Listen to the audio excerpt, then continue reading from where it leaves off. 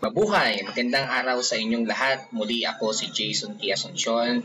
At this week, may bago na naman tayong video tutorial na gagawin. Ito'y ni-request sa atin sa aking Facebook account.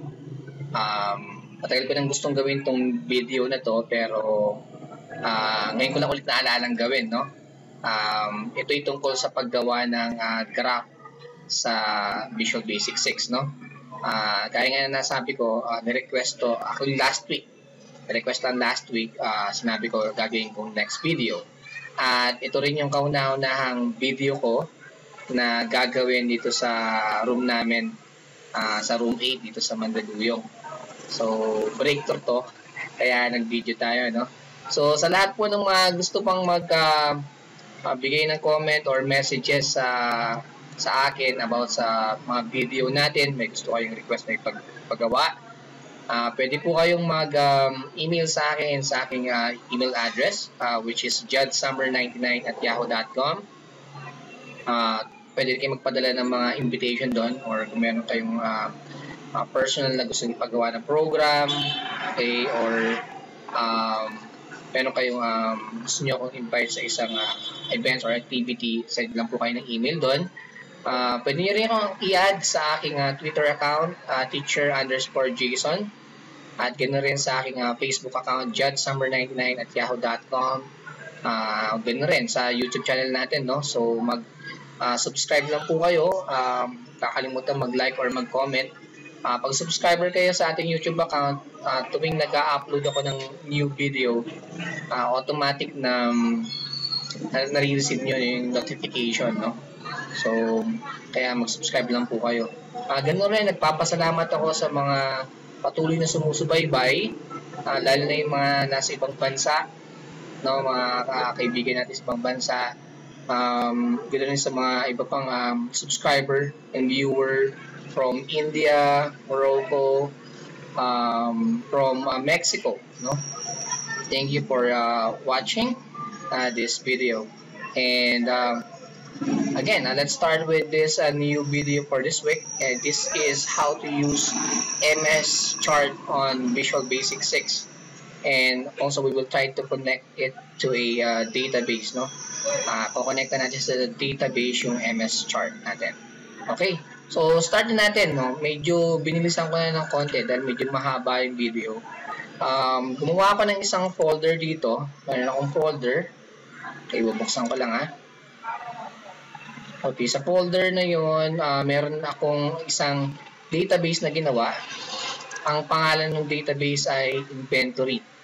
Okay, so gawa lang kayo ng database niya, pangalan inventory. Sa loob ng database na yun, meron tayong isang table. Ang pangalan niya is grocery. Okay, so ang laman ng grocery table is ito. May mga field tayo dito. ID, this is a default, no, lalo na pag naglagay ka ng primary key. So, pwedeng wala, pwedeng meron. Item name, dito natin isa-save yung mga pangalan ng mga product. For example, yung sa grocery, no. So, ang data type na ginamit ko doon ay text. QTY for quantity. Okay, ang kanyang data type ay number. Okay, so yun yung una natin kailangan. Kailangan nyo muna gumawa ng database para masundan nyo itong activity na to.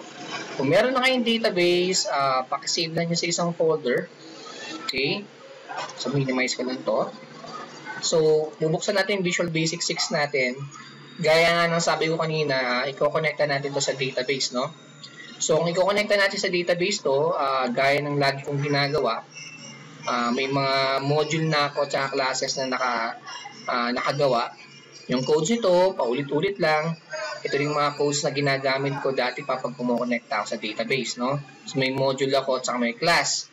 Kung nagkaka-error kayo dun sa pati ng SQL statement nyo pag nagtatawag na kayo, halimbawa, rx.open, tapos nagka-error dun. Sir, bakit may mali? Ano ba yung con? Ano ba yung ganito? Gaya ng lagi kong sinasabi, panoorin nyo muna yung mga ibang video tutorial ko about database, no? Para maintindihan nyo at masundan nyo itong mga video natin. Lalo na yung mga may kinalaman sa database. Okay? So, Sa aking connection, nilagay ko lang yung pangalan ng database na meron tayo kanina. Ang pangalan ng database natin is inventory. Okay? Nga pala, babawasan ko na yung konting yung English ko ng konti.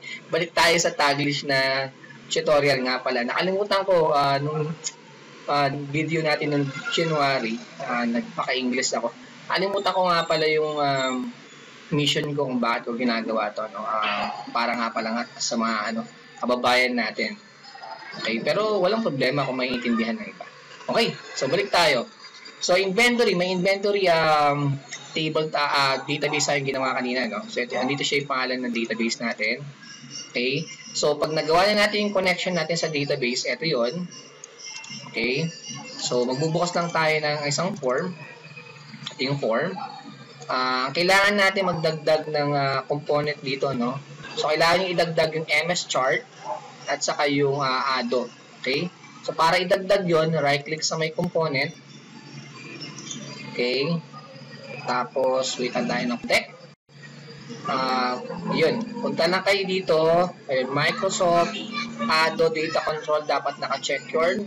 Tapos, Microsoft Chart Control 6.0, dapat naka-check yun. Pag nag-check yun, i-apply nyo lang, then okay. Okay, meron lalabas na dalawang bagong object dito, no? Ayun yung MS Chart at saka yung ADO. Okay? So, kailangan nyo lang maglagay ng isang ADO sa form, then yung chart. Okay? Yung chart, yan yung makakatulong natin sa paglalagay ng graph. Okay? Lalakyan ko lang ng konti itong chart natin. So, maraming klase ng chart na pwedeng gamitin sa Visual Basic, no? Dito sa tutorial na to, gagamit tayo ng bar graph, no? For basic nung paggamit ng MS chart, no? Para mamili ng chart na gagamitin, pwede kayo mag-right click dito sa mismong MS chart na nasa screen nyo, tapos properties. Lalabas yung property pages. Okay? So, ayun yung mga klase ng chart na pwede nyo gamitin. Okay? Ito yung bar graph, yung nakikita nyo. Line, ito yun. Yun yung line. Okay, balik tayo. Yung area, ito yun. Yung step, ito yun. At yung combination, ito yun. At pi, yung bilog na alam natin, no? Ito yun. At maganda pa dito, meron siyang 2D at saka 3D, no? Pero may mga klase ng graph na hindi pwedeng gumana sa 3D. Okay? Pero dito sa tutorial na to, magpo-focus muna tayo sa 2D bar graph. Okay? So, kung 2D bar graph tayo, apply, okay. Okay? So, kung meron na kayong ganyan, okay? So, ang gagawin muna natin, kukonekta muna tayo sa database, no? Gaya ng lagi kong ginagawa pag kumokonekta ako sa database, okay, magse-set, connect, sa new, equal to new ADO. Ako yung set connect to new class 1. Kalimutan ko na. New class 1 kasi nasa class 1 module yung connection natin. Ayan siya. Dito, di ba? Sa class module natin. Paano class module natin ay class 1. Nandito yung kumokonekta sa database, no? So, yung command natin kanina na nasa form, ito yun, set connect to new class 1 para makakonekta tayo sa database. Okay? Pag niran mo yan, bali wala pa talaga. Alabas na yung graph, pero parang yung design lang yan, no? Design ng regular graph na meron, bar graph na meron tayo. So, wala pang data na lalabas. Okay? Okay. So, kung meron na tayong ganyan, okay. Gagawin natin, ako yung nakagawa na ako ng isang sub-function dito, no? So, pinangalanan ko lang JSON. I-call natin yan. Yung sub-function, naturo ko na rin yan kung paano gamitin, no? So, kailangan nyo lang gumamit ng kanong variable, kahit pangalan nyo yung gamitin nyo dito, okay lang. Sa sub-function na yon, doon ko nilagay yung code para sa graph natin. Okay? So, una, nag-declare ako ng variable. Ang pangalan ng variable ay I. Okay? Gagamitin natin yung variable na yun mamaya, no? Makikita nyo pa natin gagamitin. Next is, itong second line, is nilagyan ko ng laman yung variable 1. Okay? Kaya ako nilagyan ng automatic na laman yan kasi gagamitin natin yan mamaya sa record count. Pag sinabing record count, bibilangin kung ilan yung laman ng database. Para magkaintindihan tayo, ganito. Pupunta ako sa database. Ito yung database natin. Sa grocery natin, meron tayong 1, 2, 3, 4, 5. Meron tayong 5 laman. Okay, nagagawa natin ng graph mamaya. Papansin nyo rin, may automatic na quantity na ako nilagay, no? 7, 27, 3, 16, 8. Okay? So, pag sinabing record count, pag binilang natin mamaya yung record count, kung ilan to? 1, 2, 3, 4, 5. Ibig sabihin 5. Pero automatic nag-i-start yan sa 1. Okay? So, nilagyan natin ng default value yung ating integer na I. Okay? Para mag-start siya sa pagbabasa sa 1 kasi hindi ka pwedeng gumawa ng chart pag wala kang data. So, automatic that may data ka. So, hindi mo pwedeng gawing 0 yan. Dapat 1 talaga. Okay? So, ngayon, ang pangalan ng chart natin is MS Chart. Try natin tingnan. Pag clinic mo to, wala ka ng properties. Ayun, pangalan niya MS Chart. Okay? Then, agawa lang tayo ng with statement dito para minsanan. So, may mga properties kasing MS Chart, no? Mga properties na to, makikita mo rin dito, no? Pero yung iba, wala. Ang ginagawa natin, dinedirekta natin i-program yung mga properties ng chart para ma-manipulate natin at magamit natin mamaya. Okay? So, nakaset na to, ipapaliwanag ko na lang kung paano gamitin. Okay, baka pwede kasing kopyahin mo lang kung hindi mo siya maiintindihan, hindi mo rin ma-manipulate. Okay, yung code, sabi ko nga sa inyo, nasa internet lang yan. Pero yung paliwanag kung paano gumagana yung mga code, yun ang medyo mahirap. Kung paano iintindihin yung code. Okay? So, kaya natin ginawa itong video na to. Okay. So, sa chart, with MS Chart 1, yung pangalan ng chart natin kanina, show legend. Okay? Yung legend, mamaya pag nag-runtime tayo, runtime, no? May makikita kayo dito, no, sa gilid dito, kung saan nakalagay kung ano yung mga sinave natin sa database. At ano yun? Ito yun. Ito na. Ito yun. Etong long sleeve, jeans, t-shirt, shorts, polo shirt, lalabas dito sa may gilid. Okay, yun yung legend. Legend, ibig sabihin nun, kung ano yung mga values kasi itong mga chart na to, di ba? Itong bar na to, values siya mga yan. Kung ano yung ibig sabihin ng mga values na yun, saan kinuha. So, kung merong legend na lalabas mamaya. Okay? Next. Okay? So, sabi natin true, no? Column count. Kung ilang column yung ilalabas. Okay? So, sa chart kasi, di ba ang chart, pag gumawa tayo ng chart, binubuhay ng row and column. Siyempre, alam natin yung row yung pahiga. Yung column yung patayo. Yung column count is kung ilan yung data na galing sa database. Okay? Ito yung column count. Nakikita nyo patayong yan, column yan. Ang tanong, ilan yung lalabas na ganyan? Ilang column na may iba't ibang kulay yung lalabas? Okay? Yung column count is conforme yan dun sa record count. Conforme yan kung ilan yung laman na values sa database natin. So, meron tayong laman na 5. Meron tayong 5 laman sa database. So, automatic mamaya ang record count yan magiging 5. Kasi bibilangin kung ilan yung laman ng database, 5. So, ibig sabihin, gagawa yung MS chart ng 5 bar graph na patayo. 5 bar na patayo para i-represent yung 5 data na nasa database. Okay? Hindi mo pwedeng lagyan ng automatic na number yan. Kasi, paano pag nilagyan mo yun ng bagong laman yung database mo? Paano na? Diba? Pag naka-runtime ka na, alam naman palitan mo pa ulit yung value dito sa column count. Okay? Yung row count, okay, isang row lang naman yan eh. Isang, mangyari, pag nirun mo siya, isang row lang naman to, ito isang row lang to. Okay, ito hindi to row. Itong 10, 9, hindi yan row.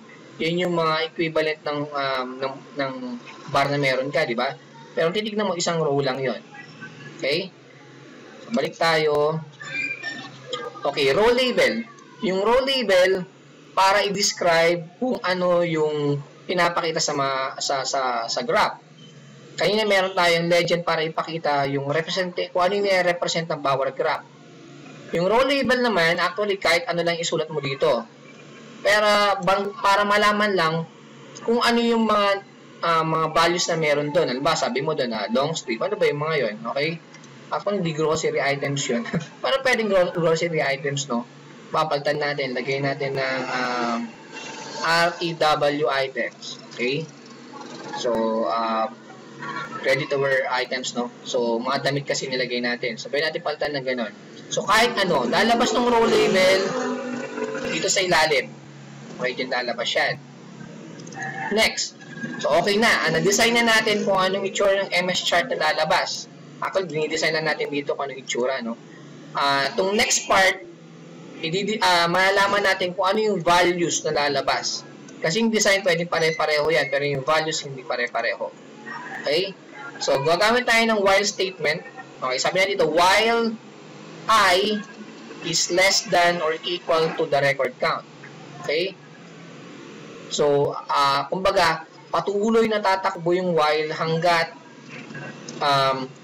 yung record count daw ay less than or equal to. Actually, ang mangyayari lang yan, uubusin niya lang yung laman ng record count. Okay? Kung 1 yan, anong less than 1? Is 0. Pero sabi dito, less than or equal to. So, hanggang bibilangan niya lang yung record count hanggang mailabas niya lahat. Halimbawa, nailabas niya yung 5. Yan pa yung dinalabas niya, 4. Yan pa yung dinalabas, 3. Hanggang mailabas niya lang lahat. Pag nailabas na lahat yung laman, titigil na yung while statement dito. Okay? Next, with. Nagamit tayo ulit ng with dun sa MS chart. Kung kanina properties, ito yung mga data dun sa properties, no?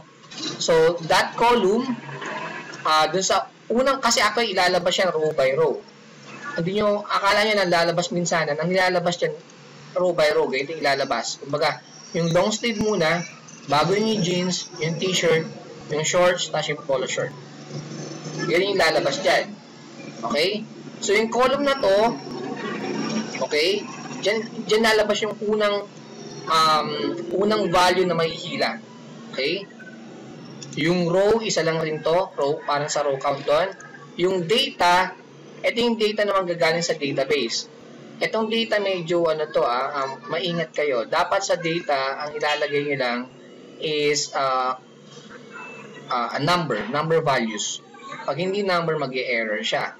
So, kung mapapansin nyo dito, sa ating database, yung quantity natin is naka-data type na number. Okay? So, sa data, doon natin kukunin kung ano yung kung gaano kahaba yung bar na ipapakita. Okay? So, kung yun ang gagawin natin, lalagay natin dito is RX. Okay? Kasi i-represent natin yung RX doon sa wait, actually wala pa, no? So, dapat tawagin muna natin yung database. Okay, tatawagin muna natin. Ito natawag yung table eh. So, para magtawag tayo, ganito. Pamilyar na kayo dito. Set RX. Kung lagi kayo nanonood, pamilyar na kayo kung paano ko magtawag ng laman ng database. Okay, so, sinet ko muna yung RX. Then, yung SQL statement.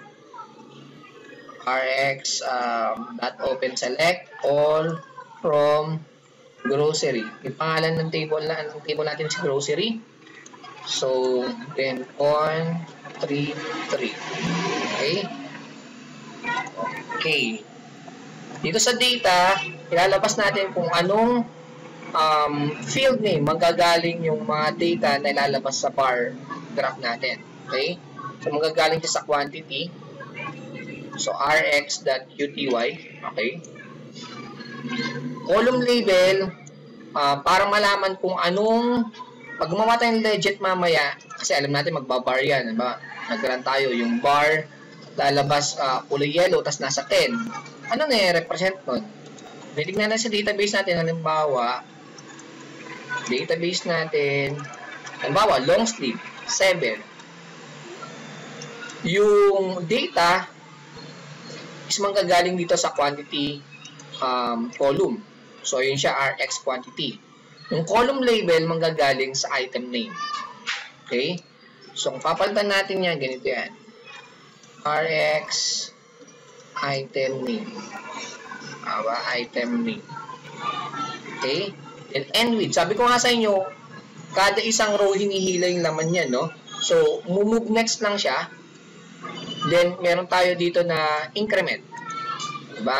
Naituro ko na dati to. Ibig sabihin ng increment, mag-a-add ka ng isang value dun sa sarili niya. Kumbaga, I is equals to I plus 1. So, yung I natin is 1 is equals to 1 plus 1, next 2 na siya.